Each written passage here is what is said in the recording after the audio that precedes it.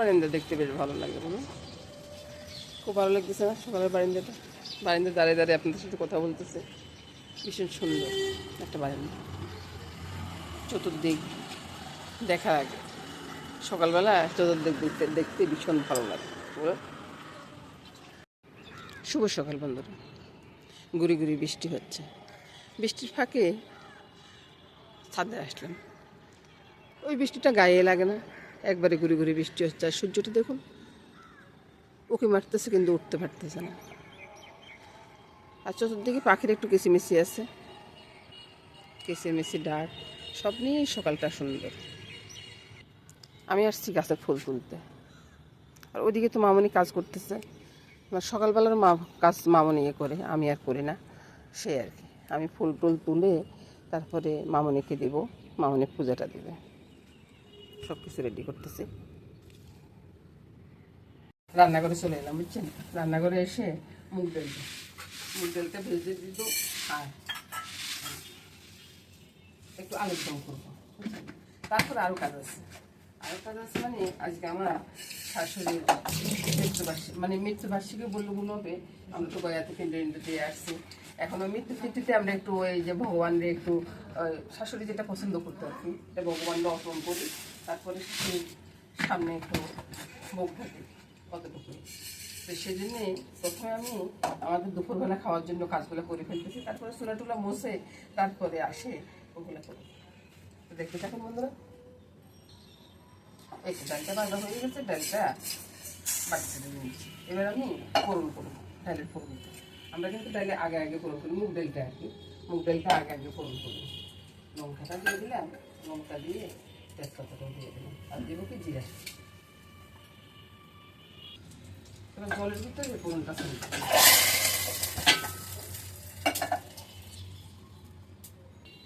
এবার বন্ধুরা আলুগুলো বানিয়ে নিয়ে আসছি, কেটে নিয়ে আসছি। এটার সাথে কি দিব? হলুদ লঙ্কা, নুন, আর জিরা ধনিয়ার গুঁড়ি, একটু কালো গোলমরিচ।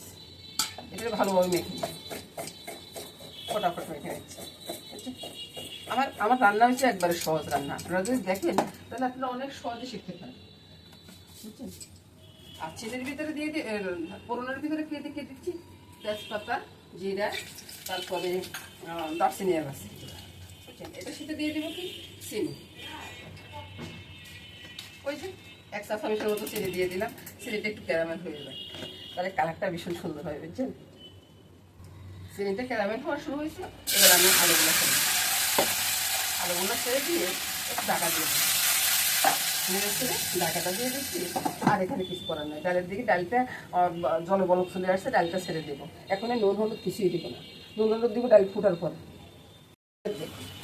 কষানোটা হয়ে গেছে, আলু টালু ভেঙে চুড়ে একবারে একা। এবার আমি ঝোলটা ছেড়ে দিলাম, ঝোলটা ফুটো উঠুক। আর ওইদিকে ডালটা ফুটে গেছে, ডালটা কাটা দিয়ে দিব। তরকারিটার কালারটা একবার দেখুন। আর এদিকে ডালের কাটা দিয়ে দিচ্ছি। ঠিক আছে, একসাথে দুটো হয়ে গেল। তারপরে ঠাকুর ঘরে যাবো, ঠাকুর ঘরে গিয়ে ঠাকুরগুলা করবো, তাও দেখাবো একটু একটু। ঠাকুর ঘরে যাবো, আজকে ঠাকুর ঘরে একটু রান্না আছে। দিয়ে দিবে দারচিনি এলাচের গুঁড়োটা, আর কিছু দেওয়ার প্রয়োজন নাই। এবার পোমাস করে ঢাকাটা দিয়ে রাখবো, ঢাকার নিচে একটু 5 মিনিট। তারপরে কালারটা একবার দেখুন। এবার আলুরদমটা নামিয়ে নেব, নামানোর পরে দেখাচ্ছি। ডালটা হয়ে গেছে। এলাম রান্নাঘরে এসে কী কাজ করবো? রান্নাই তো করবো, তাই না? রান্না অনেক কিছু হয়েই গেছে বন্ধুরা, দেখাচ্ছি আপনাদেরকে। এই যে আলুরদমটা হয়ে গেছে, আর একটু অন্ধকার আসতেছে, আর এদিকে ডালটা হয়ে গেছে। আর এবার কি করব? এবার পূজার জন্য কাজকর্ম করব। ওই যে আজকে শাশুড়ি মার মৃত্যুবার্ষিকী বলতে মৃত্যু তিথিতে আর কি। আমরা তো গয়াতে পিণ্ড দিয়ে আসছি, আর এখন তেমন একটা কাজ নাই। তো এই শাশুড়ি মা যেটা পছন্দ করতো সেটা ঠাকুরের সামনে একটু দেবো, তারপর ভগবানকে অর্পণ করবো, অর্পণ করে শাশুড়ি মার সামনে একটু দেবো, সেটাই আশা করে সব কিছু গোছগাছ করে নিচ্ছি। দেখতে থাকুন ভিডিওটা বন্ধুরা, আপনাদের ভালো লাগবে।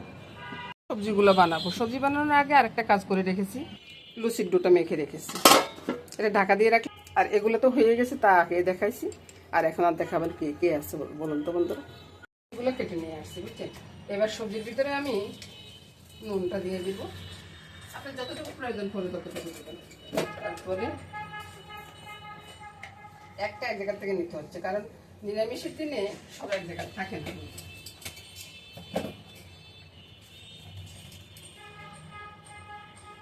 লঙ্কা দিয়ে দিলাম 1 চামচ, 1 চা চামচ না, আধা চা চামচ।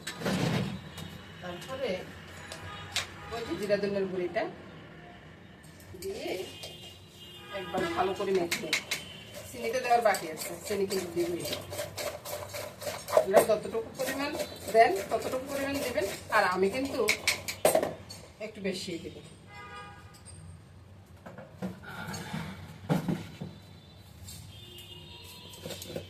আমি মনে করি যে পাঁচমিশালি তরকারির সাথে যারা না দেন তারাও একটু চিনি দিয়ে দেখতে পারেন তোমরা।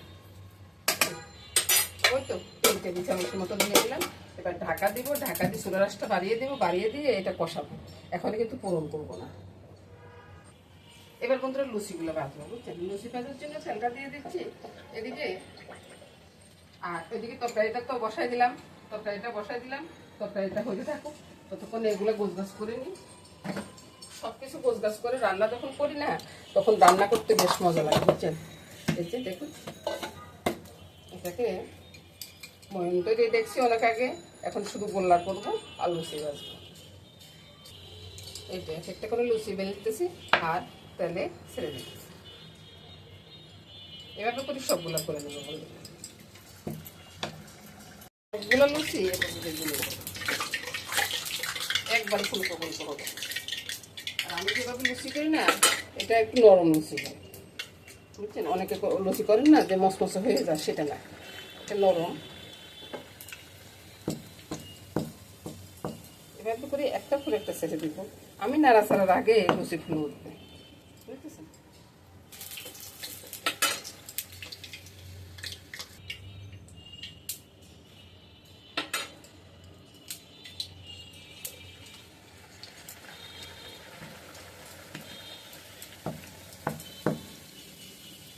এবার দেখুন সবগুলো লুচি বানানো হয়ে গেছে। এবার আমি সবজিটা ফোড়ন করব। সবজিটা নেড়ে ছেড়ে দেখি কি অবস্থা আছে। সবজিটা মোটামুটি ইয়া হয়ে গেছে, জলটা শুকিয়ে গেছে। এবার সবজিটা ফোড়ন করবো। সবজিটা কীভাবে ফোড়ন করে দেখো। তেলের ভিতরে দিয়ে দিলাম লঙ্কা দিয়ে তেজপাতা দিয়ে দিলাম, দিব 5 ফোড়ন। 5 ফোড়নটা ফুটে উঠুক বন্ধুরা। 5 ফোড়ন না ফুটলে সমস্যা, 5 ফোড়নটা ফুটতে। আর এর সাথে দিয়ে দিব আমি, চুলাটা বন্ধ করে দিব, বন্ধ করে গ্যাস করে রেখে আদাটা দিয়ে দিলাম। এবার আমি এটাকে এদিকে নিয়ে আসবো আর এদিকে এনে রান্নাটা করবো।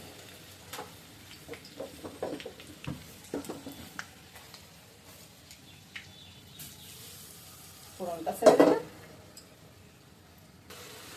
এবার বন্ধুরা ধনিয়া পাতাটা দিয়ে দিলাম।